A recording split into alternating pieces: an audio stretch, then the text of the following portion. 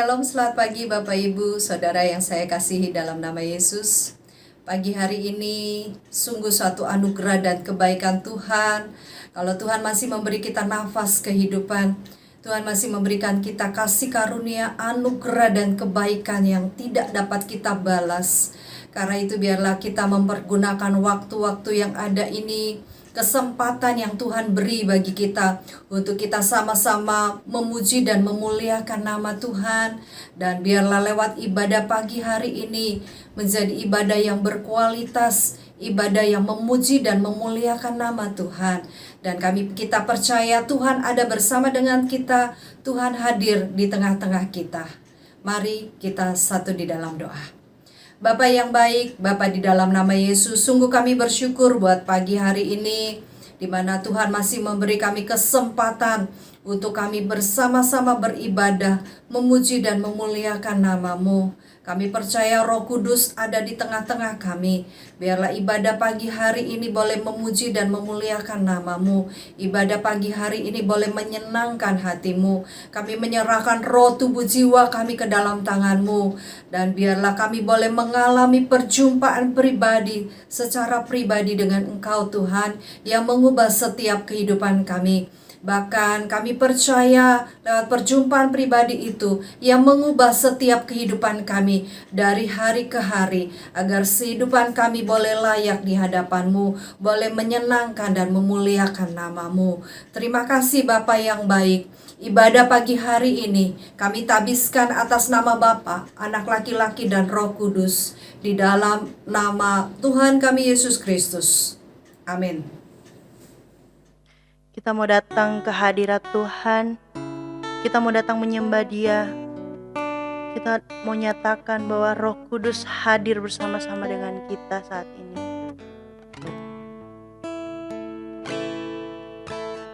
Roh Kudus hadir di sini, mengalir di bait suci. Perkara ajaib pun terjadi, kuasa mujizat nyata, karena Roh Allah sedang bekerja.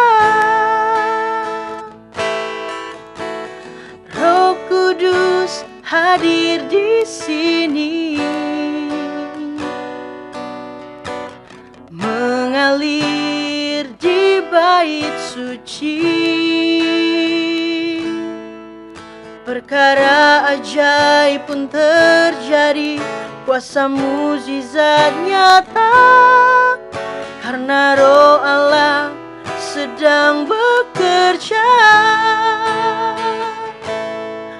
Tiada yang mustahil dan tiada yang sukar bila Roh Allah turut bekerja. Tiada yang mustahil bagi orang percaya, karena Roh Allah turut bekerja di antara kita. Biarkan Roh Kudus hadir di tengah-tengah kita. Roh Kudus hadir di sini,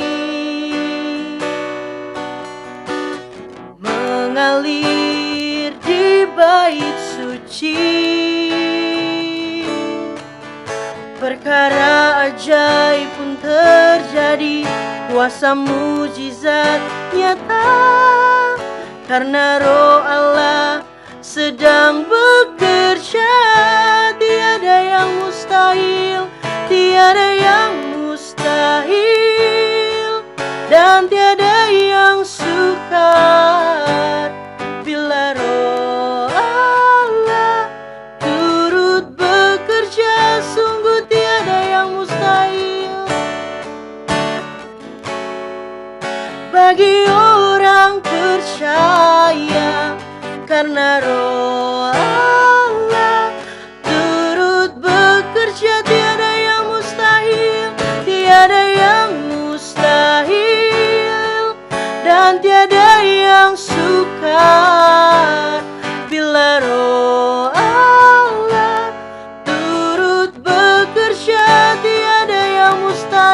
tiada yang mustahil bagi orang percaya, karena Roh Allah turut bekerja, karena Roh Allah, karena Roh Allah turut bekerja, karena Roh Allah, karena Roh Allah turut bekerja di antara kita. Mari kita sembah Dia. Haleluya. Biarkan Roh-Mu hadir di tempat ini. Biarkan Roh-Mu barui setiap hati kami, Tuhan. Haleluya. Haleluya. Syukur bagimu Tuhan, syukur bagi kemuliaan-Mu. Biarkan Roh Kudus-Mu hadir di kota ini, Tuhan. Biarkan Roh-Mu tercurah di bangsa ini. Terima kasih Tuhan. Haleluya. Syukur bagimu Tuhan, syukur bagi nama-Mu, syukur bagi kemuliaan-Mu. Sebab Kau Allah yang layak kami sembah, Kau Bapa yang baik. Haleluya. Sebab sungguh tiada yang mustahil bagimu Tuhan, tiada yang mustahil bagimu. Biarkan Roh-Mu tercurah di tempat ini. Haleluya. Mari kita sama-sama katakan, tiada yang mustahil, tiada yang mustahil, dan tiada yang sukar bila Roh Allah turut bekerja. Tiada yang mustahil, tiada yang mustahil bagi orang percaya, karena Roh Allah turut bekerja. Tiada yang mustahil, tiada yang mustahil, dan tiada yang sukar bila Roh Allah turut bekerja. Tiada yang mustahil, tiada yang mustahil bagi orang percaya, karena Roh Allah turut bekerja, karena Roh Allah, karena Roh Allah turut bekerja, karena Roh Allah, karena Roh Allah turut bekerja di antara kita. Mari kita siapkan hati kita untuk menerima firman Tuhan pada hari ini. Mari kita berdoa. Berbicaralah bagi kami dengan bahasa yang sederhana, untuk kami dapat mengerti dan memahami maksud firman Tuhan dalam hidup kami.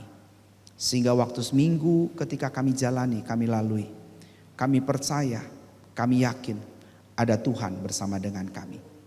Engkau berbicara kepada pribadi lepas pribadi. Kata demi kata firman-Mu itu menjadi rema bagi setiap umat-Mu, anak-anak-Mu. Sehingga kami semua diberkati. Berdirilah di ujung lidah hamba-Mu, sampaikan apa yang menjadi isi hati-Mu. Di dalam nama Yesus hamba berdoa, kami berdoa. Amin. Bapak Ibu Saudara kekasih, beberapa waktu yang lalu saya pernah bercerita menyampaikan bagaimana pengalaman saya berjumpa dengan Tuhan. Dalam perjumpaan di rumah sakit itu Tuhan datang dan Tuhan berkata, inilah penyembahanmu yang terbaik yang aku terima selama hidupmu. Kata itu sampai hari ini terus mengusik hidup saya. Padahal kalau jujur, Sebenarnya Tuhan ngomong, aku sudah dengar doamu dan aku menjawabnya. Itu lebih realistis, lebih nyata. Kalau Tuhan ngomong, sakitmu sudah aku sembuhkan, itu lebih nyata, lebih masuk. Tapi dia ngomong demikian, bahwa penyembahanmu adalah yang terbaik yang aku terima selama hidupmu. Lalu kemudian itu yang menjadi perenungan saya, terus saya mencoba merenungkan, bertanya, mencoba menggali, dan akhirnya izinkan saya hari ini berbagi kepada Bapak Ibu sekalian dengan tema hamba yang memberi makan Yesus. Mari kita buka Yohanes pasal 4 ayat yang pertama sampai dengan ayat yang ke-42. Kita tidak perlu membacanya karena Bapak Ibu sudah tahu, yaitu kisah tentang dialog Tuhan Yesus dengan perempuan wanita Samaria. Waktu Yesus datang ke Samaria, yang tepatnya di kota Sikar, dari Galilea menuju ke dari Yudea menuju ke Galilea, saudara, itu seharusnya Tuhan Yesus tidak perlu melalui Samaria, karena bangsa Israel Yahudi kebiasaan tidak mau melewati Samaria. Mereka melewati jalur yang lebih panjang atau 2 kali lebih lama daripada jalur itu, melalui jalur yaitu seberang Sungai Yordan atau pesisir Laut Tengah. Tapi kali ini Yesus mau melewati provinsi Samaria, salah satu kota di Samaria yaitu di Sikar. Yang kedua, saudara, tentu waktu Yesus ke sana, Yesus punya tujuan, bukan sekedar dia datang lalu kemudian dia nggak ada kerjaan atau mempercepat perjalanannya, bukan itu. Tetapi ada satu tujuan, yaitu dia ingin mengubah, dia ingin melakukan sesuatu seperti yang Bapa inginkan dalam hidupnya. Tentu saudara, waktu Yesus mampir di kota Sikar, itu jauh lebih lama ketika kalau dia lewat jalur Sungai Yordan atau jalur sebelahnya. Mungkin dia lebih cepat sampai. Karena apa? Ketika dia di Samaria, dia harus melayani, dia harus menjamu, melawat mereka. Itu jauh lebih lama pelayanannya. Tapi Yesus mau lakukan itu. Sebab apa? Sebab dia tahu tujuan Bapa mengutus dia. Nah, saudara kekasih dalam Tuhan, apa yang kita pelajari dari cerita ini? Kita tahu bahwa kota Sikar itu, kalau Bapak Ibu baca, kurang lebih menurut penelitian itu Sikar itu sama dengan Sikem. Sikar itu mengandung arti yaitu masa lalu yang buruk, masa lalu yang jelek. Waktu Yesus datang, Yesus mau mengubah masa lalu hidup mereka menjadi hidup yang penuh berarti dan hidup yang penuh dengan kemenangan. Masa depan yang cerah, masa depan yang penuh dengan pengharapan. Sebab kalau saudara baca tentang Sikar, maka di tempat itulah ada kuburnya Yakub, ada kuburnya Yusuf, yang dibawa oleh Yusuf lalu dibawa oleh bangsa Israel, mereka keluar dari Mesir. Di tempat itulah kubur daripada Yakub dan Yusuf. Dan kalau saudara baca juga di Sikem, di mana Yakub melawan orang-orang Sikem, tapi kemudian dia tinggalkan masa lalu yang buruknya bersama dengan anak-anaknya. Dia mulai dengan yang baru ketika keluar dari Sikem pergi ke Betel. Nah, saudara, kalau begitu apa yang kita pelajari dari kisah ini, saudara? Saudara kekasih dalam Tuhan, dari kisah ini kita pelajari ada seorang wanita datang ke sumur pada siang hari, lalu Yesus tawarkan sama dia, maukah kamu mendapatkan air kehidupan? Tapi sebelum Yesus menawarkan air kehidupan, Yesus memulai percakapan, aku mau minta air, mau minta tolong. Lalu wanita itu berkata, bagaimana mungkin kamu seorang Yahudi lalu kemudian kamu minta air sama aku. Tapi kemudian Yesus memulai perkataan, jikalau engkau tahu siapa yang memintanya, maka engkau tidak akan pernah lagi haus akan air ini. Wanita ini mengalami rehidrasi kehidupan. Dia kekurangan air kehidupan. Makanya pada waktu Yesus datang, Yesus menawarkan air kehidupan, sebab dia adalah pribadi, yaitu air kehidupan itu. Yang Bapak Ibu baca dalam Yohanes pasal 4 ayat 13 sampai 14, Yohanes pasal 7 ayat 37 sampai 39. Itu yang Yesus katakan. Dialah air kehidupan. Sehingga waktu wanita itu berjumpa dengan Tuhan, rohnya itu terkonek. Yang selama ini dalam pencariannya, selama ini dalam pengharapannya, tidak ada seorang pun yang bisa menolong dia. Makanya dia ketemu dengan Tuhan, lalu kemudian Tuhan menunjukkan jalannya. Pada waktu dia membuka hati kepada Tuhan, lalu kemudian dia berbicara begini, dia tanya yang berikutnya, kalau begitu apa yang harus saya lakukan? Lalu Yesus berkata, panggil suamimu. Yesus sedang membongkar masa lalunya, bukan sebagai sesuatu untuk aib bagi dia, mempermalukan dia. Tapi Yesus sedang membongkar supaya menyembuhkan hidup wanita ini. Yesus berkata, betul kamu belum bersuami, sebab yang sekarang pun juga ini suami orang dan suami yang keenam. Wanita ini menjadi kaget. Dosanya terbongkar. Ada orang yang berani menyatakan dosanya, yang selama ini dia tutupi dengan rapat, yang selama ini dia simpan dengan rapat. Dan Tuhan menelanjangi dosanya, bukan untuk mempermalukan dia, tapi Tuhan sedang mau menyembuhkan wanita ini. Lalu kemudian saudara, setelah itu terjadilah terobosan, terjadilah breakthrough, terjadilah sesuatu yang mengubah hidup daripada wanita ini. Saudara, apanya yang Yesus kemudian lakukan? Mari buka, kita baca dalam ayat 21 sampai dengan ayat yang ke-23. Kata Yesus kepadanya, percayalah kepadaku hai perempuan, saatnya akan tiba bahwa kamu akan menyembah Bapa, bukan di gunung ini, bukan juga di Yerusalem. Kamu menyembah apa yang tidak kamu kenal, kami menyembah apa yang kami kenal. Sebab keselamatan datang dari bangsa Yahudi. Tetapi saatnya akan datang dan sudah tiba bahwa penyembah-penyembah benar akan menyembah Bapa dalam roh dan kebenaran. Sebab Bapa menghendaki penyembah-penyembah demikian.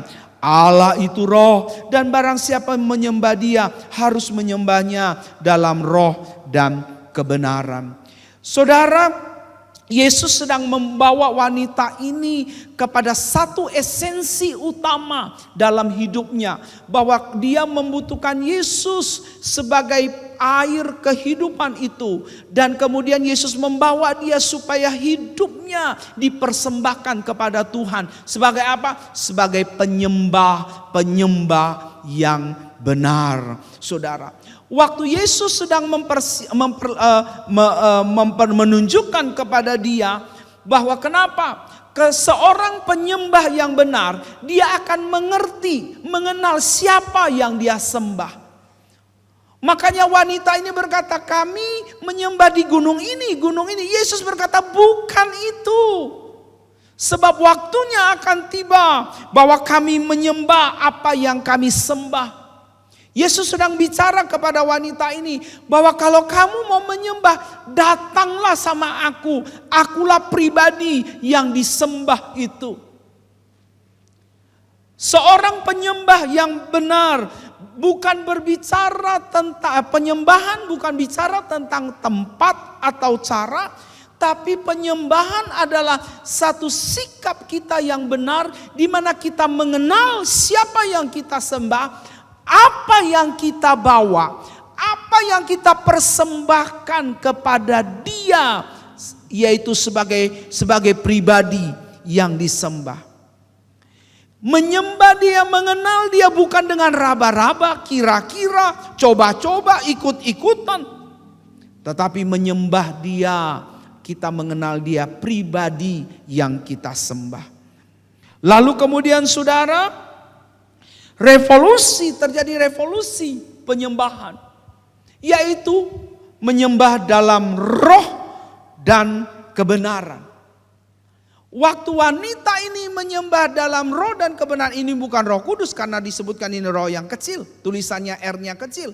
Itu berarti begini, roh kita yang bertemu dengan Tuhan, roh kita yang menyembah kepada Tuhan, jiwa kita yang membutuhkan Tuhan.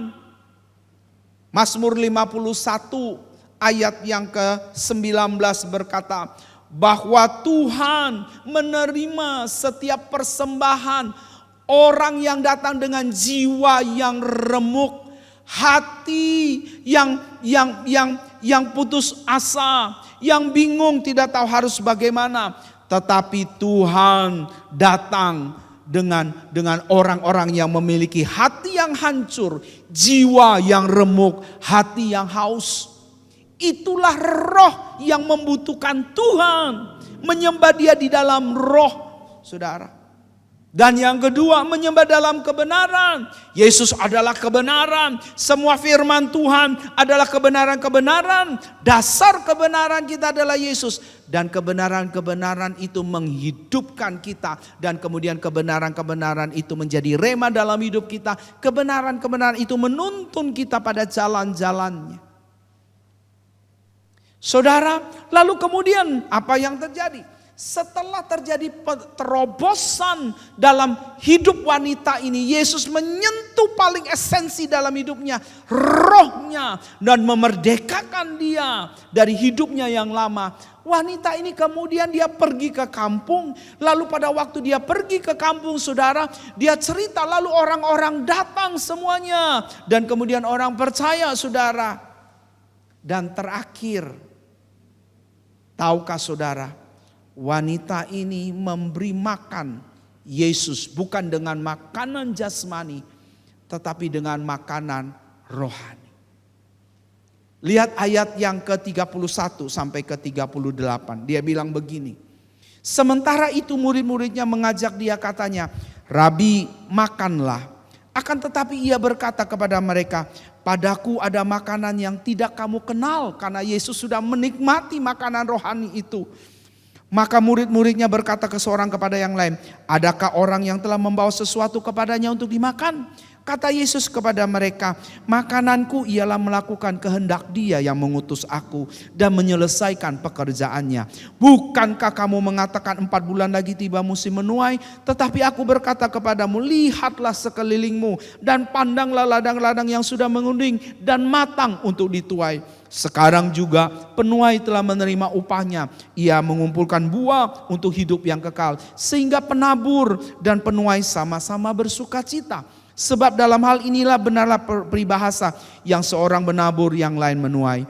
Aku mengutus kamu untuk menuai apa yang tidak kamu usahakan. Orang lain berusaha dan datang memetik hasil buahnya." Inilah yang Yesus sedang katakan, saudara. Bahwa waktu dia dengan wanita ini, lalu wanita ini datang membawa orang kampung. Lalu kemudian satu kampung semua mendengar Yesus, berita daripada Yesus, kabar keselamatan. Itulah makanan rohani. Dimulai dari mana? Dimulai dari wanita ini berjumpa dengan Tuhan. Lalu wanita ini terbuka kepada Tuhan. Lalu kemudian wanita ini mengizinkan Tuhan beroperasi dalam hidupnya. Lalu terjadi terobosan dalam hidup wanita ini. Dia mengenal kepada siapa yang dia sembah. Dia berbicara mengenal kepada siapa pribadi yang dia yakini, yang dapat menanggapi apa yang dia bicarakan, apa yang dia inginkan. Dan kemudian dia memberi makan kepada Yesus. Saudara kekasih, dari cerita ini saya ingin mengajak kita semuanya, kita belajar bersama-sama. Saudara, pembelajaran apa yang kita dapati, saudara? Pembelajaran apa juga yang saya dapati ketika Tuhan bicara sama saya? Penyembahan inilah yang terbaik yang saya terima selama hidupmu. Saudara, adalah Hari ini izinkan saya, mari kita belajar datang sama Tuhan seperti wanita itu. Yang pertama yang harus kita lakukan, mari datang mendekat kepada Tuhan. Jika engkau takut, jika engkau cemas, jika engkau khawatir, jika engkau mengalami kekurangan air kehidupan dalam hidupmu, engkau bingung, engkau putus asa, engkau gak tenang, engkau panik, engkau kehilangan arah dan tujuan. Hari ini saya berkata, mari datang sama Tuhan. Datang sama Tuhan. Datang sama Tuhan. Dia akan puaskan hidupmu. Jangan menjauh dari Tuhan. Saya teringat pada waktu malam itu tanggal 9 saya dalam kondisi yang tidak berdaya. Lalu kemudian saya dibangunkan. Tiba-tiba saya bangun. Lalu kemudian saya sadar. Lalu kemudian saya datang menghampiri Tuhan. Ketika saya datang menghampiri Tuhan, saudara, saya bawa hidup saya. Saya bawa hidup saya. Dengan segala keberadaan, dengan kondisi yang tidak berdaya, dengan kondisi yang masih nafas satu-satu. Tapi saya datang mendekat sama Tuhan. Pada waktu saya datang mendekat, saya lepaskan ego saya. Ketakutan saya cerita sama Tuhan. Kekhawatiran saya cerita. Apa ketakutan saya? Saya takut mati. Walaupun saya boleh berkata bahwa jangan takut mati, percaya Tuhan. Tapi ketika kematian di depan mata saya sadar ternyata saya belum siap. Saudara, ego saya harus lepaskan. Ketakutan saya harus lepaskan. Dan kemudian semua yang saya banggakan di hadapan Tuhan, itu saya harus lepaskan. Sebab tidak akan mungkin Yesus mau bertahta, Yesus mau masuk dalam hidupmu, dalam hidup saya juga. Selama masih ada kekuatan, kemampuan, ada ilah yang lain selain daripada Yesus. Hal kedua yang kita bisa pelajari adalah, mari tanggalkan egomu. Mari ketakutanmu kau buang. Izinkan Tuhan membongkar dosamu. Izinkan Tuhan beroperasi dalam jiwamu. Dosa apa, saudara? Kesombongan. Banyak kali kita berkata, saya enggak sombong. Betul, kita tidak sombong. Tapi tahukah saudara, kita bangga dengan pencapaian kita. Kita mencoba memegang usaha hasil yang kita dapatkan sebagai sesuatu. Ketika Tuhan tidak tolong saya, ini masih ada satu pegangan saya. Kita masih mengandalkan sesuatu yang kita bisa pegang, saudara. Kita masih mengandalkan sesuatu kehebatan kita. Padahal ketika kita di hadapan Tuhan, Tuhan tidak butuh itu semuanya. Yang Tuhan cuma butuh adalah kamu andalkan aku. Saudara dan saya mengandalkan Tuhan. Tidak ada yang lain. Apalagi yang Tuhan mau bongkar. Apalagi yang Tuhan mau sembuhkan dalam hidup saudara dan saya. Luka batin kita. Tahukah saudara, mungkin bisa jadi kita ditolak oleh orang. Kita disakiti oleh orang. Kita dihianati oleh orang. Kita ditinggalkan oleh orang. Kita diusir keluar seperti yang kita seorang diri. Dan kita tidak butuh yang lain. Seperti wanita itu, dia tidak butuh suaminya. Dia tidak butuh orang lain. Tapi Yesus berkata, betul kau tidak bersuami. Betul kelihatannya engkau baik. Tapi sebenarnya hatimu itu terluka. Hatimu itu disakiti. Hatimu itu mengalami penolakan yang dimana semua orang datang kau tolak. Semua orang datang engkau mulai menyakitinya. Saudara, hari ini Tuhan mau bebaskan, Tuhan mau lepaskan. Mungkin kau pernah disakiti siapapun, suamimu, istrimu. Bahkan kau disakiti keluargamu, orang tuamu, mertuamu. Bahkan mungkin pendeta pun juga bisa menyakiti engkau. Tapi hari ini izinkan Tuhan datang beroperasi dalam hidupmu. Membebaskan engkau, memulihkan engkau, memperbaharui hidupmu. Sehingga hidupmu menjadi merdeka di hadapan Dia. Saudara, Itu yang kedua yang Tuhan mau sembuhkan. Supaya apa? Supaya terjadi terobosan. Supaya terjadi apa? Breakthrough. Supaya terjadi apa? Penjebolan di dalam rohmu. Alkitab berkata, Yeremia pasal 5 ayat 25, Yesaya 59 ayat 2, yang menjadi penghalang antara engkau dengan aku, antara kita dengan Tuhan adalah dosa-dosa kita.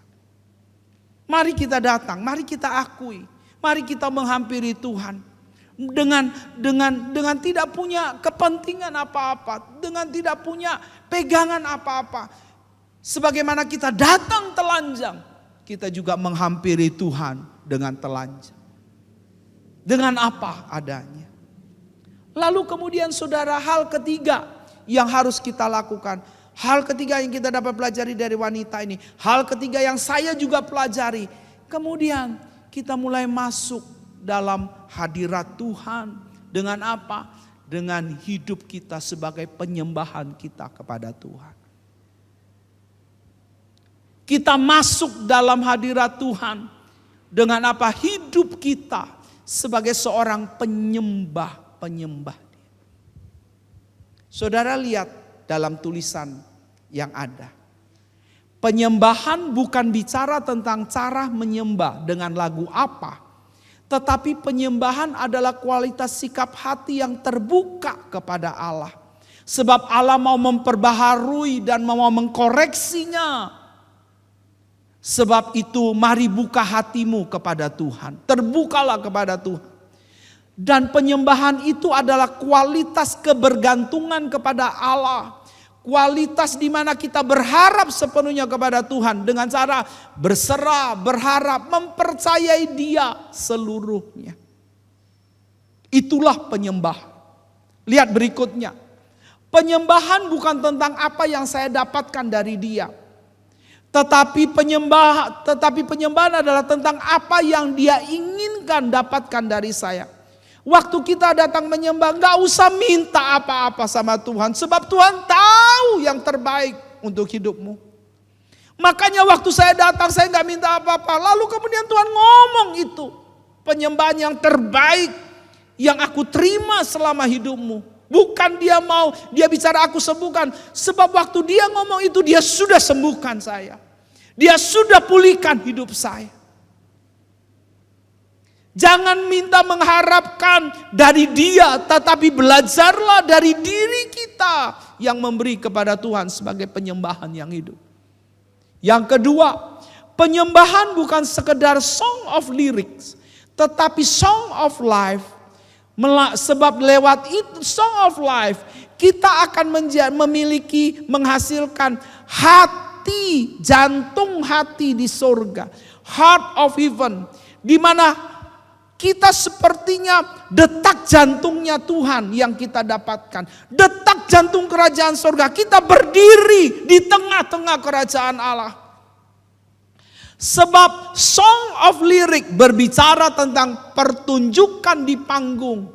Hanya memperhatikan tampilan di luar dengan style, cara, metode, fasilitas performer yang prima. Pakai baju apa, pakai mic-nya, pakai rambutnya bagaimana, tampilan performan primanya, suaranya harus dilatih dengan baik, fasilitas peralatan, kehadiran orang menentukan hadirat Tuhan. Kalau ada banyak orang rasanya hadirat Tuhan ada, tapi kalau sedikit orang hadirat Tuhan tidak ada.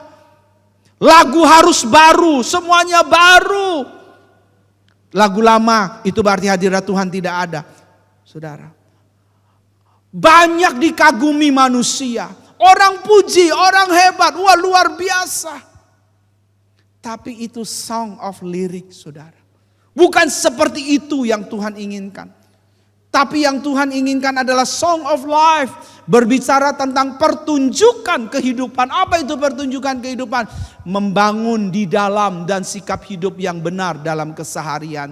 Gaya hidup yang benar. Karakter kehidupan ilahi. Tidak banyak yang tahu. Sebab dilakukan berdasarkan tuntunan Tuhan. Tangan kanan kita lakukan. Tangan kiri tidak tahu apa yang kita buat. Sehingga tidak ada pujian dari manusia. Kelihatannya biasa saja. Tapi tahukah saudara, waktu saudara melakukan song of life, itu akan menghasilkan saudara berdiri di tengah-tengah kerajaan Allah. Di tengah-tengah surga itu sebagai pusat jantungnya daripada surga. Penyembahan bukan hanya cuma song of lyric, tapi penyembahan juga bukan berfokus kepada diri sendiri. Sebab ini akan menjadi penyembahan berhala. Tetapi fokusnya adalah Tuhan. Sebab di dalam penyembahan hanya ada dua pribadi, engkau dan Tuhan. Waktu kita menyembah, sementara kita bawa kendaraan, sementara kita berjalan, sementara kita bekerja, sementara kita menolong orang, sementara kita mengerjakan sesuatu kebaikan, fokusnya adalah engkau dan Tuhan, bukan orang lain.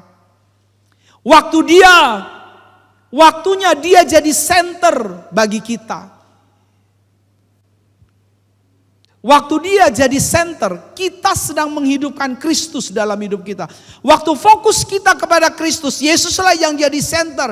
Kita sedang menghidupkan Kristus dalam hidup kita. Kita sedang membangun Kristus dalam hidup kita. Kita sedang memperkerjakan Kristus dalam hidup kita. Kita sedang menghidupkan Kristus yang mati itu menjadi Kristus yang mulia dalam hidup kita. Sebab apa? Dialah segala-galanya. Bagi dia kemuliaan sampai selama-lamanya. Saudara, saat saya menyembah, saya sedang mencium dia dengan ciuman kudus. Bukan basa-basi atau ikut-ikutan tren. Tetapi dengan penuh kesadaran sebagai pribadi yang sangat membutuhkan Tuhan. Dan saya bukan lari dari Tuhan. Tetapi saya lari kepada Tuhan. Waktu kita menyembah Tuhan, kita bukan lari dari Tuhan. Tapi kita sedang lari kepada Tuhan. Waktu saya menyembah, saya sedang mencium dia. Bukan ciuman basa-basi, tapi ciuman dengan kekudusan. Walaupun rasanya masih sakit, walaupun hati ini rasa pedih, walaupun luka yang belum disembuhkan, tapi saya masuk kepada dia, saya mencium dia. Itu adalah penyembahan. Dan terakhir adalah penyembahan yang dibutuhkan Tuhan adalah sikap hati yang tulus dan murni kepada dia. Tanpa, perhatikan baik-baik, tanpa ada persyaratan serta permintaan apapun kepada dia. Waktu saya datang sama Tuhan, saya minta ampun Tuhan, ampuni saya. Saya sudah terlalu sombong. Saya bangga dengan pencapaian. Saya merasa saya berhasil. Saya udah bagus, udah baik. Ternyata semua itu tidak bisa menolong saya. Semua itu tidak bisa bantu saya. Manusia tidak dapat membantu. Dokter juga hanya cuma bisa kasih obat dan itu dari tubuh saya. Pada waktu saya datang sama Tuhan, saya berkata, Tuhan terserah deh, Tuhan mau bikin apa saja. Saya hanya cuma tulus, murni, gak punya kepentingan apa-apa. Waktu saya datang sama dia, saya menghampiri dia. Lalu kemudian saya angkat pujian. Yesus ku sembah kau. 2 kali saya nyanyikan ini sambil dengan nafas yang terengah-tengah. Kalau orang nyanyi dengan normal mungkin enak lagunya didengar. Tapi itu kalau bagi orang sakit rasanya itu gak ada orang yang mau dengar. Terputus-putus, terbata-bata sambil nyanyi. Itu pun juga tidak sampai kepada pitch daripada nada itu saudara. Tapi ketika selesai saya nyanyi, saya menangis di hadapan Tuhan. Saya tutup mulut saya, lalu kemudian saya nangis merasakan hati yang hancur, hidup yang remuk di hadapan Dia. Sejak itulah, dari itu Dia datang. Dia membelai kepala saya. Dia pegang kepala saya. Lalu dagunya ditaruh seperti Dia memegang gitu saudara. Dari itu saya merasakan kedamaian, hidup yang dibaharui. Hati saya plong. Saudara, dari apa yang saya sampaikan, mungkin hari ini hati saudara sudah hambar. Hati saudara sudah kering. Roh saudara sudah kering, hambar. Mengalami rehidrasi dalam kehidupanmu. Maukah hari ini engkau datang sama Tuhan? Maukah hari ini Tuhan menyentuh dalam rohmu, membersihkan rohmu, memperbaharui hidupmu, menyembuhkan sakitmu, lukamu, dan Dia mau menghancurkan kesombongan-kesombongan itu supaya apa? Dosa-dosa itu supaya apa? Hidupmu merdeka dan bebas. Kalau saudara hari ini penyembahanmu, fokusmu ada dirimu bukan Tuhan. Mari datang ubah itu, fokus kita adalah Tuhan. Kalau hari ini penyembahanmu itu hanya seperti satu song of lyric, bukan song of life. Ngalami kehampaan, ngalami ketakutan, ngalami kecemasan, ngalami kekhawatiran, ngalami sepertinya kosong. Hari ini mari datang sama Tuhan. Mari hampiri, Dia mau mengubah hidupmu. Supaya apa? Waktu engkau menyembah Dia, terjadi satu terobosan yang luar biasa. Hidupmu dipulihkan, hidupmu dibaharui. Hari ini kalau dalam penyembahanmu terdiri permintaan, persyaratan-persyaratan yang banyak datang sama Dia. Maukah hari ini semua itu kita hilangkan. Catatan-catatan apapun kita buang. Pikiran-pikiran yang kita mau datang, ini Tuhan yang aku bawa, ini yang jadi pikiranku, ini kesulitanku, ini yang aku hadapi. Hari ini buang semuanya. Mari datang sama Tuhan dengan hati yang tulus dan murni. Tanpa permintaan, tanpa syarat apapun sama Tuhan. Kalau engkau hari ini dalam penyembahanmu sekedar basa-basi, bukan kehidupan kepada Kristus. Mari datang, katakan pada Dia, Tuhan, aku mau. Engkaulah pusat hidupku. Waktu kita datang sama Dia, saudara, percaya, waktu saudara menyembah keluar dari hatimu yang tulus dan murni, itu engkau sedang memberi makan Yesus. Seperti melakukan kehendak Bapa, seperti yang diinginkan Bapa dalam hidupmu. Seorang penyembah yang menyembah kepada Allah, mengenal siapa yang disembah, memberikan hati yang terbaik, bukan permintaan. Dan walaupun tidak mendapatkan apa-apa, tetapi mau memberi yang terbaik dengan ciuman kudusmu, maka percaya, engkau sedang memberi makan Tuhan hari ini. Mari datang sama Tuhan. Mari hampiri sama Tuhan. Dia ada di depan.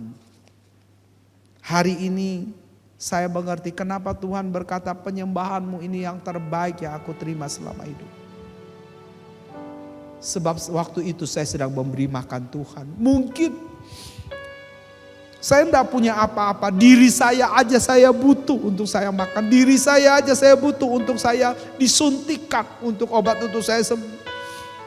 Tetapi saya belajar untuk memberi kepada Dia yang terbaik dari hidup saya. Hati yang hancur, jiwa yang remuk redang. Hidup yang mungkin tidak ada atau mau bilang apa lagi. Tidak ada pengharapan. Tetapi waktu saya datang memberikan kepada Dia hidup saya, song of life saya kepada Tuhan, saya sedang memberi makan kepada Tuhan. Mari datang sama Tuhan. Ku datang bersujud di kaki-Mu Yesus. Hadirat-Mu menusukkan cita.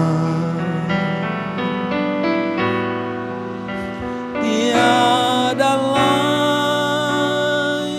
tak seorang pun seperti Kau Yesus.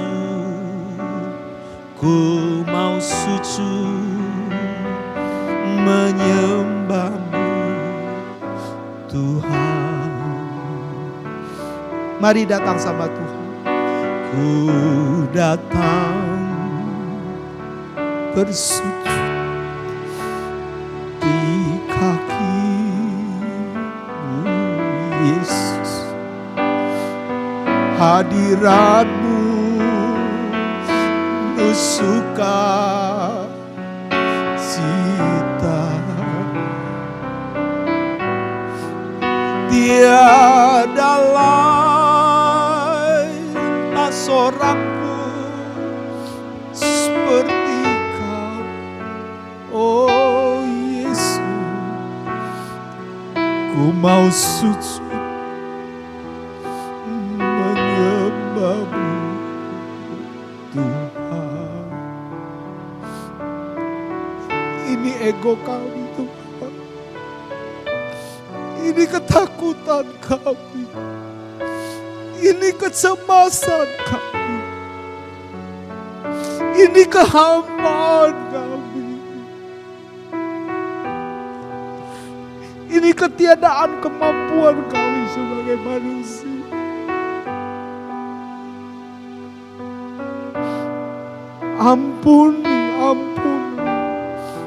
Ampuni dosa kami. Ampuni hidup yang selama ini kami sia-siakan. Ampuni kami banyak menyakiti Tuhan. Dengan kesombongan kami. Dengan ego kami. Dengan luka-luka batin kami. Hari ini kami datang. Hari ini kami mau memperbaharuinya. Hari ini kami mau memperbaharuinya. Hari ini kami mau memperbaharui.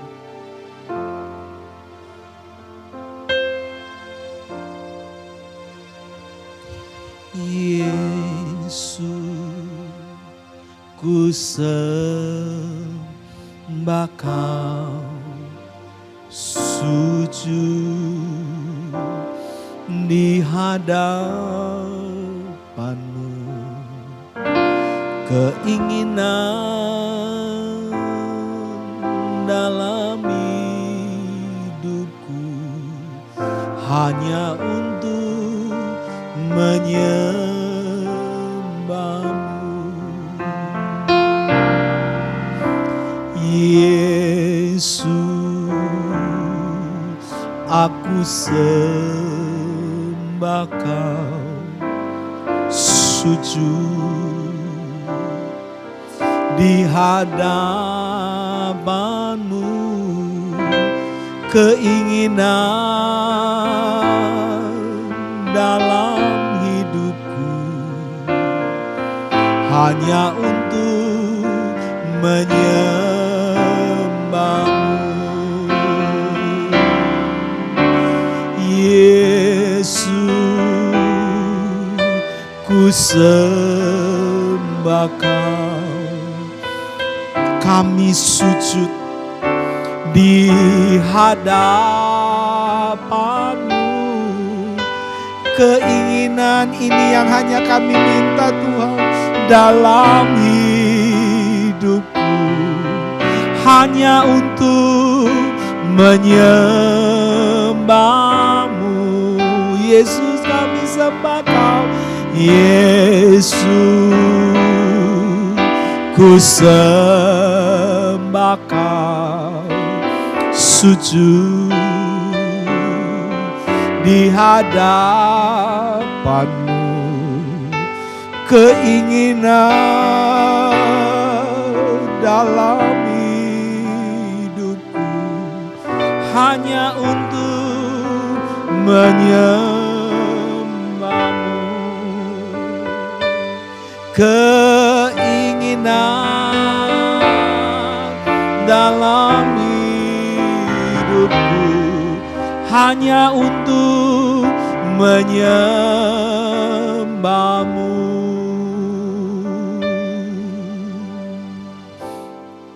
Tuhan, kami gak minta apa-apa hari ini. Kami gak punya persyaratan-persyaratan apapun yang kami sepertinya memaksa Tuhan. Sepertinya kami mau mengancam Tuhan. Hari ini kami berkata,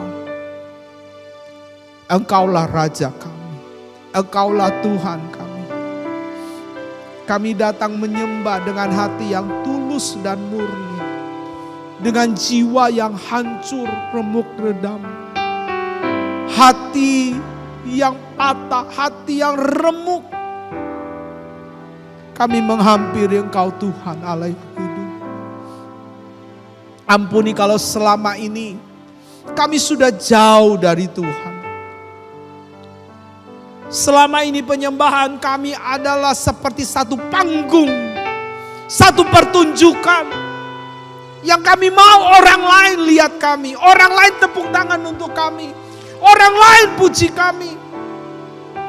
Kami hanya cuma tampilkan yang di luarnya bagus, tetapi sebenarnya hati kami sedang mencari, menangis, merindukan Kau. Ampuni kami Tuhan, ampuni kami. Biarlah Roh Kudus-Mu yang hari ini menerangi kami semua. Setiap tangan yang terangkat, hati yang dibawa, hidup yang dipersembahkan. Terimalah Tuhan sebagai korban yang hidup, yang memuliakan nama-Mu. Dan biarlah mulai hari ini, cara penyembahan kami berbeda dengan yang lain. Kami mau menyembah dalam roh dan kebenaran. Kami mau memberi makan Tuhan dalam hidup kami. Bukan kami sombong, bukan kami hebat. Tetapi kami sedang mau melakukan seperti kehendak Tuhan, kehendak Bapa. Melaksanakan, mengerjakan seperti yang Bapa rindukan melalui hidup kami. Terima kasih ya Tuhan. Kami bersyukur untuk firman ini yang meneguhkan, menguatkan, memberi kami hal-hal pewahyuan baru, dan sehingga kami dapat mengerti dan memahami maksud Tuhan di dalam hidup kami. Di dalam nama Yesus kami berdoa. Amin.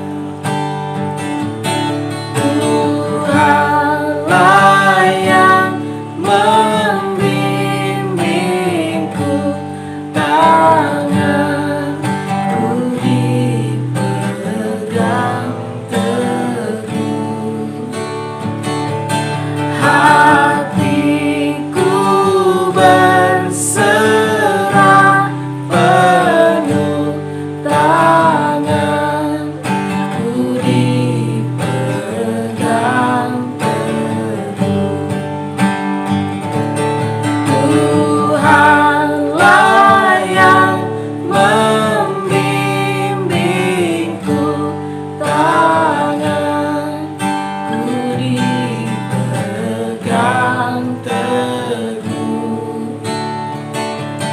hatiku berserah penuh, tanganku dipegang teguh, tanganku dipegang teguh. Shalom Bapak Ibu, saudara-saudara jemaat Tuhan yang kami kasihi. Pada hari ini kami mau bersaksi dengan penyertaan Tuhan yang kami rasakan, dan lagu ini merupakan salah satu lagu yang menguatkan kami ketika kami mengalami kondisi di mana kami sekeluarga, saya, istri saya, dan anak saya Rael, kami bertiga terpapar COVID di pertengahan Juli lalu. Awal cerita ketika di tanggal 11 Juli ketika selesai pelayanan di ibadah online di gereja,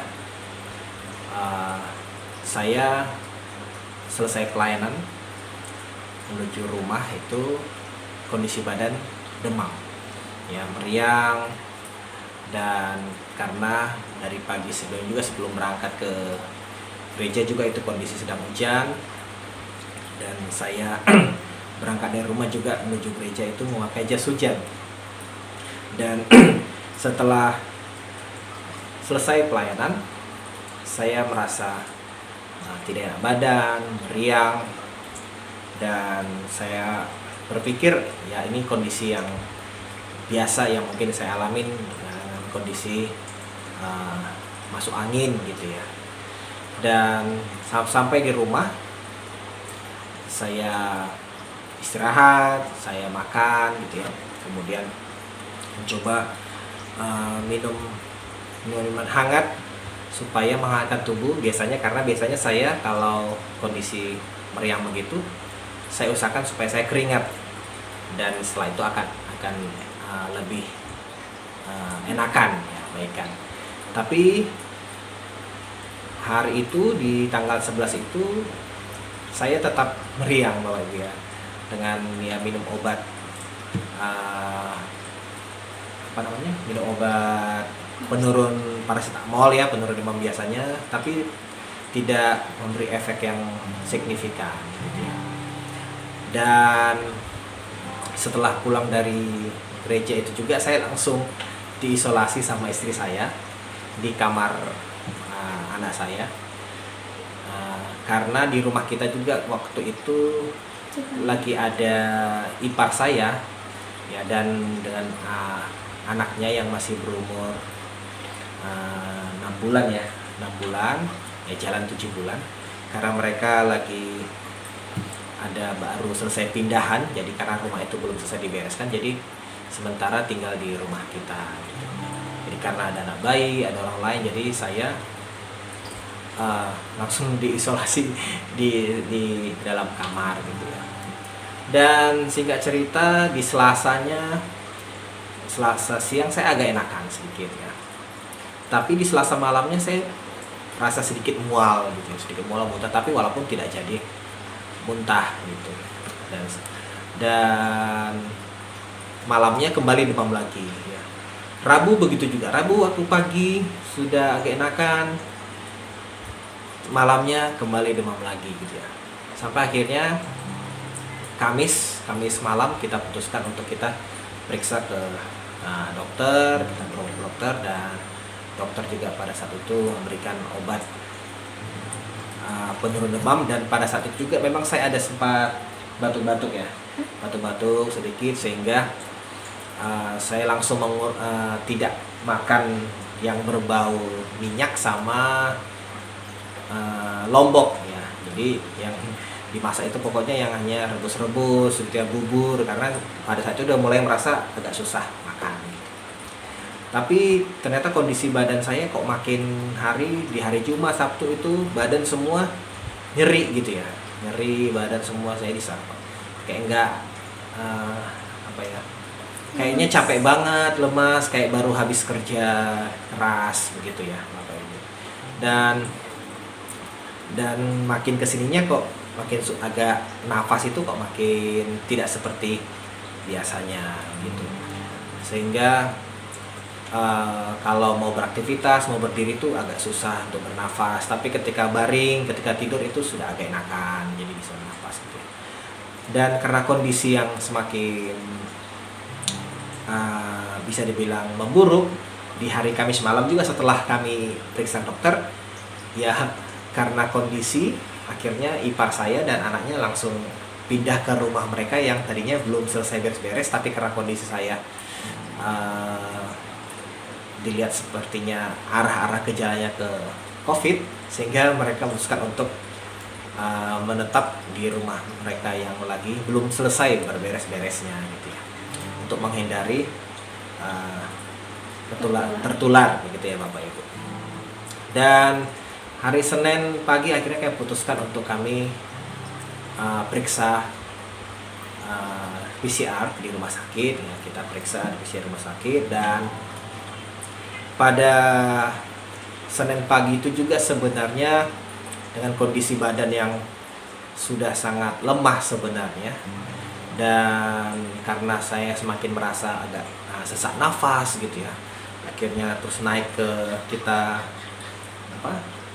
panggil Maxim gitu ya untuk naik ke rumah sakit ya, mana jauh lagi dari Ring Road ke rumah sakit Pertamina. Kebetulan ipar saya itu kerja di sana dan sudah mengambilkan nomor antrian untuk kita.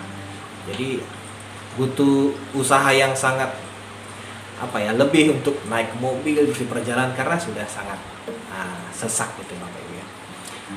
Dan ketika PCR juga ya puji Tuhan di IGD itu harus nunggu bukan di IGD di PCR dengan lama orang juga kita ya, antri, harus sabar antri, kemudian dari ruang antrian pergi ke ruang periksa juga itu berjalan, jadi harus jalannya pelan-pelan gitu ya. Dan setelah singkat cerita, setelah kita PCR terus kita kembali ke rumah ya, sambil menunggu hasilnya gitu ya, dengan menunggu dengan was-was gitu ya, dengan was-was, tapi ya kita berusaha tetap tenang gitu, dengan berharap ini hasilnya negatif gitu ya Bapak Ibu. Dan singkat cerita di Selasanya di hari berikutnya kita masih menunggu hasilnya, tapi sesuatu yang terjadi yang luar biasa. Di Selasa itu saya mau ke kamar mandi, mau buang air, tapi di situ dalam kamar mandi itu saya sempat merasa bahwa saya bisa saja maaf kata dipanggil Tuhan atau lewat gitu Bapak Ibu di kamar mandi. Karena apa? Karena dari kamar menuju kamar mandi aja saya jalannya juga sudah ngos-ngosan, sudah tarik napasnya pelan-pelan. Sesampai di kamar mandi, ketika saya duduk kamar mandi dan saya mencoba buang air, maaf kata, napas saya benar-benar satu-satu Bapak Ibu. Dan saya sempat pikir, nggak lucu ini kalau misalnya saya tiba-tiba dipanggil Tuhan di kamar mandi dengan posisi begini, nggak lucu. Akhirnya saya cepat-cepat menyelesaikan segala sesuatunya di kamar mandi dan saya berjuang untuk kembali ke kamar dan mencoba berbaring. Ketika saya coba berbaring, saya mulai atur napas pelan-pelan, dan saya sempat khawatir pokoknya ketika di kamar mandi itu itu luar. Kalau kemarin kesaksian Bapak Gembala ya, dia melihat suasana lembah kekelaman di rumah sakit gitu ya. Kalau saya pas di kamar mandi Bapak Ibu, jadi waktu kamar mandi itu benar-benar saya merasakan sendiri yang nafasnya sudah satu-satu gitu ya Bapak Ibu ya. Dan pada saat itu juga di rumah kita tidak ada alat, tidak ada oximeter, tidak ada oksigen segala macam gitu ya. Dan singkat cerita hasil kita pun keluar pada jam 8 paginya ya. lanjut. Ya, jadi flashback sedikit. Jadi sebelum kami mendengar kabar hasil dari PCR, ya memang kondisi saya juga sedang tidak baik, demam, badan ngilu-ngilu, flu juga. Dan selama kondisi seperti itu, kondisi dari suami juga, kondisi anak, saya selalu konsultasi ke kakak. Kakak bilang, kamu tetap tenang aja, memang gejala kalian itu mengarah ke sana, mengarah ke COVID. Ya, tetap tenang. Saya bilang, iya saya tenang gitu. Tapi setelah kejadian kamar mandi, suami cerita juga bagaimana dia mengalami susah untuk bernafas, sampai sempat tidak bisa bernafas. Jujur aja waktu mendengar hal itu tuh langsung kayak yang tadinya itu tenang langsung kayak kepukul gitu. Tuhan, dalam hati tuh kayak, Tuhan gimana nih? Langsung yang tadi tenang tuh jadi bingung. Apa yang harus aku lakukan? Apa tindakan yang benar yang bisa saya lakukan, yang bisa mengurangi rasa sakitnya dia, mengurangi supaya dia tuh bisa bernafas dengan baik gitu kan. Saya bingung. Dari situ saya bingung juga karena hasil PCR itu lambat banget keluarnya. Saya selalu telepon Kak Maria, minta tolong, bagaimana ini, apakah hasilnya sudah keluar? Dia bilang, temannya bilang belum keluarin, sabar aja gitu. Habis itu saya ceritakan kondisi suami, wah dia langsung kaget juga. Akhirnya dia ke rumah sakit. Singkat cerita, dia langsung telepon lagi. Dia bilang, kalian siap-siaplah pelan-pelan ke rumah sakit. Kita langsung berobat karena hasil kalian bertiga positif. Oh, di situ juga langsung, aduh, makin kayak dipukul. Tuhan, bagaimana ini Tuhan?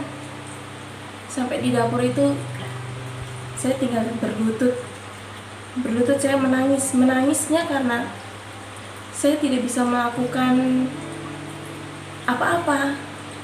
Ya, saya itu merasa kayak tidak berguna gitu. Apa yang harus aku lakukan supaya aku bisa menolong suamiku bisa bernafas dengan lega? Selalu perasaan itu. Tapi di situ langsung diingatkan untuk berdoa. Saya berdoa dan saya merasa lebih tenang. Singkat cerita, kita sudah ke rumah sakit, kita sudah berobat, pulang ke rumah, tetap berusaha kuat walaupun sebenarnya air mata itu gak bisa stop, tapi karena di depan suami harus kuat supaya dia juga merasa semangat, nggak down. Saya tetap kuat, saya bekerja kayak biasa walaupun keadaan badan saya sendiri, kondisi saya sendiri sebenarnya tidak baik. Saya tetap bekerja pelan-pelan, saya masak, saya nyuci. Saya membulatkan tekad untuk jangan sampai rasa sakit yang sedikit ini membuat saya jadi mau berbaring terlalu lama aja. Maksudnya jangan sampai kalah lah. Tetap bekerja. Ternyata tindakan saya itu berlebihan. Jadi setelah saya bekerja, rapi-rapi rumah, rapi-rapi di bagian dapur, masak, bukannya lebih baik, bukannya mendapatkan hal yang baik, malah saya drop. Saya langsung muntah-muntah. Hal yang paling saya tidak mau itu terjadi itu adalah muntah. Tiba-tiba saya muntah, makanan, minuman, semuanya susah masuk. Walaupun minum sedikit aja susah masuk. Saya bilang, aduh Tuhan, bagaimana ini? Malah saya drop. Tapi tetap berusaha untuk makan, tetap berusaha apa aja masuk, walaupun keluar masuk makanannya, tetap masuk. Tetap berusaha untuk jangan sampai kalah. Singkat cerita, suami mulai membaik. Dia bisa bernapas lebih baik, bisa bisa duduk. Biasanya kan kalau duduk itu tidak bisa lama-lama, ini bisa duduk lama, bisa berjalan, bisa menuju kamar mandi. Dia lebih baik, keadaannya dia semakin hari semakin baik, puji Tuhan. Tapi di satu sisi, kondisi saya yang drop, tidak bisa bangun lama, tidak bisa makan, apa yang dimakan keluar, apa yang diminum keluar, sampai lambung itu rasanya aduh sakit banget. Di situ ada di suatu waktu malam, sehabis perjamuan kudus di rumah masing-masing, suami itu bilang, ayo sayang semangat, bilang dalam nama Tuhan Yesus aku pasti sembuh. Jujur aja kata-kata itu walaupun cuma pendek tapi itu benar-benar menguatkan. Jadi sewaktu saya makan, misalnya mau makan siang, makan, terus biasanya habis makan saya pasti muntah. Tapi saya di dalam hati itu selalu bilang, dalam nama Tuhan Yesus, asam lambung saya normal. Dalam nama Tuhan Yesus, lambung saya pulih. Dalam nama Tuhan Yesus, tubuh saya pulih. Dalam nama Tuhan Yesus, sakit kepala saya pulih. Dalam nama Tuhan Yesus, keluarga saya pulih. Setiap hari, setiap malam, setiap saat, saya selalu dalam hati seperti itu. Karena jujur aja, kalau mau memuji Tuhan, saya menangis. Dan saat menangis, asam lambung itu naik 2 kali lipat. Dan itu malah memperburuk mah. Jadi saya bilang dalam hati sama Tuhan, Tuhan, bukannya aku tidak mau menyembah-Mu Tuhan, tapi asam lambungku selalu naik saat nangis. Tapi Tuhan, aku tetap percaya Engkau menyembuhkanku. Jadi walaupun saya tidak bisa memuji Tuhan, walaupun hanya cuma dalam hati, tapi saya ganti jadi dalam nama Tuhan Yesus aku pasti sembuh. Dalam nama Tuhan Yesus asam lambungku pasti normal. Segitu terus, dalam nama Tuhan Yesus, dalam nama Tuhan Yesus. Dan iya, Tuhan menyembuhkanku, menyembuhkan lambungku, sehingga bisa makan normal, saya bisa makan normal. Tuhan juga menyembuhkan suamiku, menyembuhkan anakku, Kael, dan kita bisa pulih.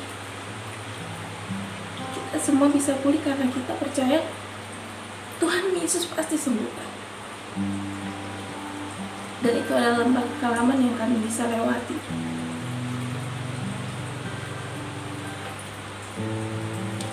Ya, kami bersyukur Bapak Ibu. Saya bersyukur bahwa ketika saya lagi di masa kondisi yang sangat tidak baik, ada kondisi istri saya masih dalam kondisi baik, jadi bisa merawat saya gitu ya. Dan maaf kata, saking tidak bisa kamar mandi, maaf kata Bapak Ibu, saya sempat pakai pampers ya. Karena saya nggak bisa bergerak, saya nggak bisa duduk hanya makan, habis makan lagi. Dan pada saat itu istri saya masih bisa dampingin saya, merawat saya gitu ya. Dan di saat istri saya drop, puji Tuhan, saya mulai membaik. Dan jadi kita bisa saling tukar posisi ya, Jadi ketika istri tukar shift ya, ketika istri saya tidak bisa bergerak ya, hanya baring karena kasur yang dari kamar kita keluarin ke ruang tamu supaya bisa lebih dekat komunikasi, bisa saling melihatnya lebih dekat gitu ya. Jadi kita bisa saling tukaran merawat ya pasangan kita. Jadi saya bisa merawat istri saya, Jadi kebetulan juga puji Tuhannya anak kita tidak mengalami kondisi yang buruk. Dia hanya di hari pertama saja demam. Setelah itu dia ya sudah normal kembali bermain seperti biasanya. Dari kesaksian kami, Bapak Ibu, kami mau menceritakan bahwa pertolongan Tuhan baik. Yang pertama, Tuhan tetap mengingatkan kami, saya, istri, bahwa kami untuk tetap tenang. Seperti lagu yang kami nyanyikan tadi di awal. Karena di awal-awal saya sakit juga, itu merupakan awal-awal masuk sekolah, Bapak Ibu. Jadi memang di masa-masa tugas pekerjaan itu banyak yang harus dikerjakan. Tapi Tuhan selalu mengingatkan saya untuk tetap tenang. Tuhan akan aturkan segala sesuatunya. Yang kedua, kami syukur bahwa lewat apa yang kami alamin, pertolongan Tuhan nyata lewat keluarga-keluarga kami ya, keluarga di jemaat melalui Bapak Gembala, Komsel, bahkan teman-teman yang jemaat yang lain yang membantu kami, mensupport kami yang luar biasa lewat doa, lewat makanan, tabung oksigen, oximeter, obat-obatan. Aduh, kami tidak menyangka, Bapak Ibu. Kami tidak, artinya pertolongan Tuhan luar biasa lewat apa yang kami terima, apa yang kami dapatkan. Dan begitu juga keluarga kami yang di Siantar, ada di Samboja. Terus mereka selalu support kami, dan banyak orang-orang yang mendoakan kami. Dan saya akan percaya, bahkan bersyukur bahwa kasih Tuhan nyata lewat keluarga, lewat jemaat-jemaat Tuhan di Gebis, Sangkakala, Balikpapan. Kami bersyukur akan semua itu. Dan hari ini kami mau bersaksi bahwa Tuhan itu baik, dan Tuhan mau juga kita tetap tenang ketika kita mengalami lembah kekelaman, ketika kita mengalami sakit, penyakit. Tuhan mau kita tetap tenang, Tuhan mau kita tetap dekat dalam hadirat Tuhan. Dan kami berdoa, Bapak Ibu, buat Bapak Ibu semua jemaat Gebis Sangkakala Balikpapan untuk tetap sehat, tetap dijauhkan dari segala sakit penyakit apapun. Sekian Bapak Ibu yang boleh kami saksikan. Biarlah kasihan ini boleh memberkati Bapak Ibu yang mendengar semua. Terima kasih, Tuhan Yesus memberkati. Shalom. Terima kasih untuk kesaksian yang luar biasa yang membangkitkan iman kita semuanya. Hari ini kita melihat bagaimana Tuhan ketika Dia berjanji, Dia menepatinya. Dia tidak pernah meninggalkan anak-anaknya yang selalu berharap kepada Dia. Oleh karena itu, di akhir daripada seluruh rangkaian ibadah kita, saya ingin mengajak kita semuanya tetap percaya kepada Tuhan, tetap yakin bahwa Tuhan akan menolong Bapak Ibu, menyembuhkan Bapak Ibu, memulihkan Bapak Ibu sekalian, sehingga kita semua menjadi orang-orang yang berkemenangan di dalam Yesus Kristus Tuhan. Puji Tuhan. Mari kita bangkit berdiri bersama-sama, kita mengakhiri ibadah kita pada siang hari ini. Bagi Dia segala pujian, hormat serta syukur kekal selamanya. Bagi Dia segala pujian, hormat serta syukur selama-lamanya. Bagi Dia segala pujian, hormat serta syukur kekal selamanya. Bagi Dia segala pujian, hormat serta syukur selama-lamanya. selama-lamanya. Selama-lamanya.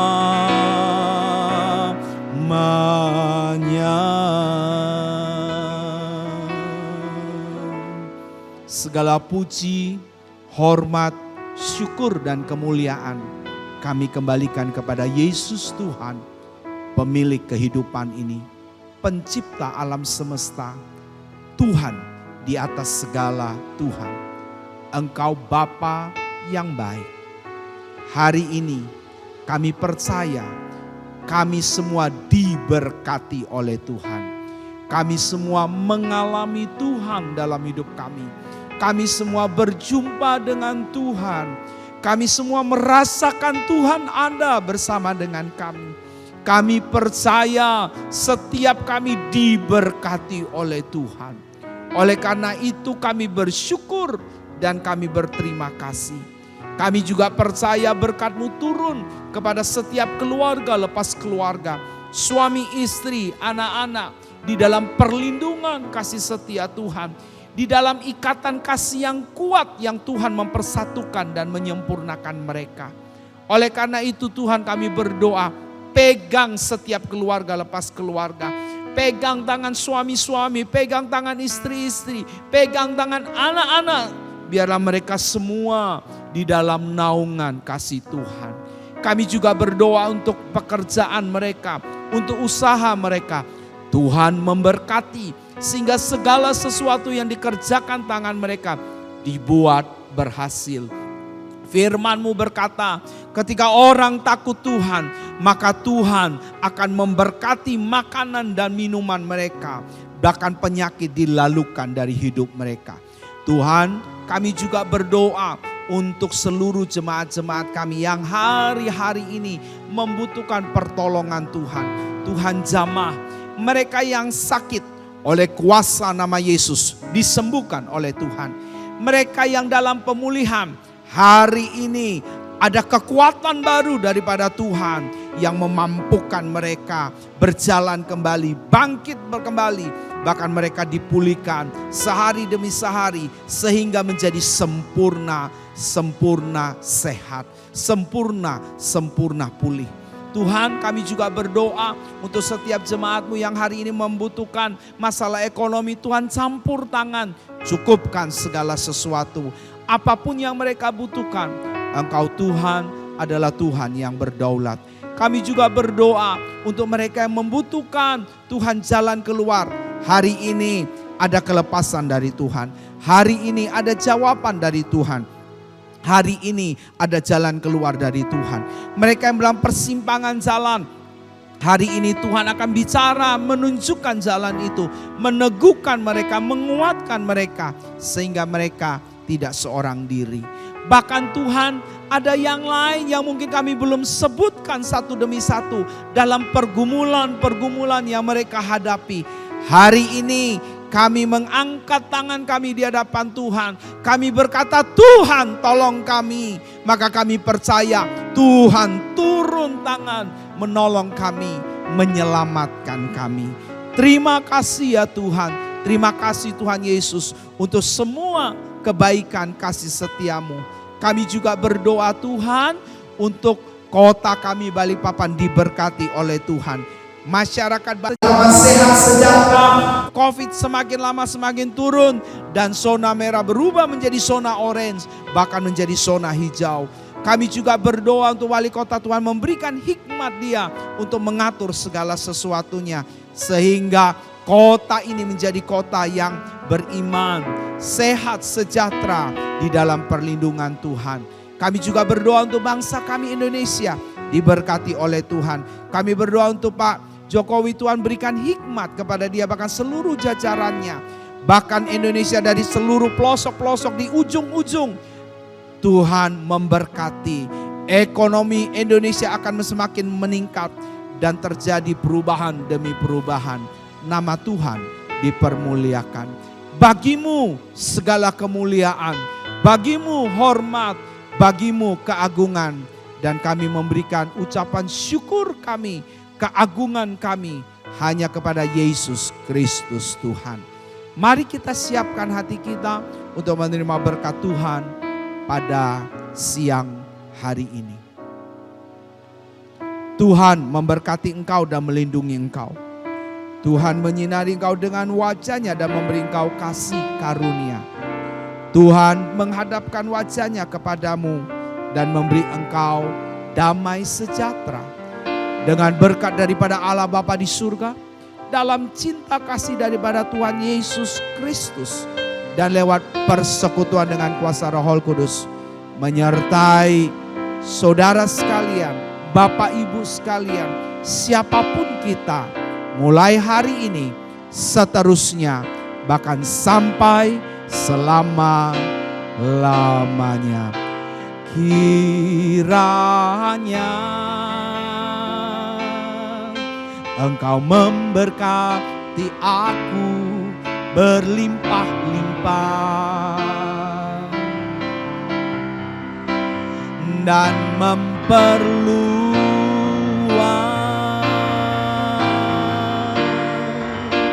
daerahku,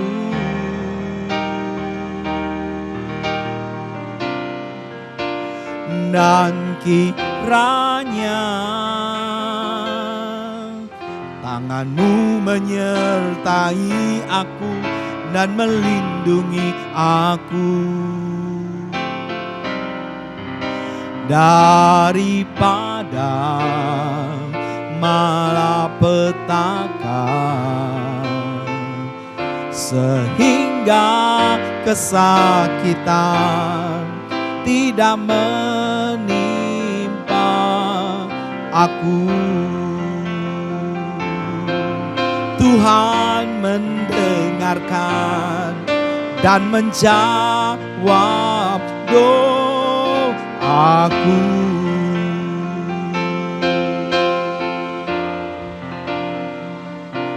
Selamat siang, selamat hari Minggu.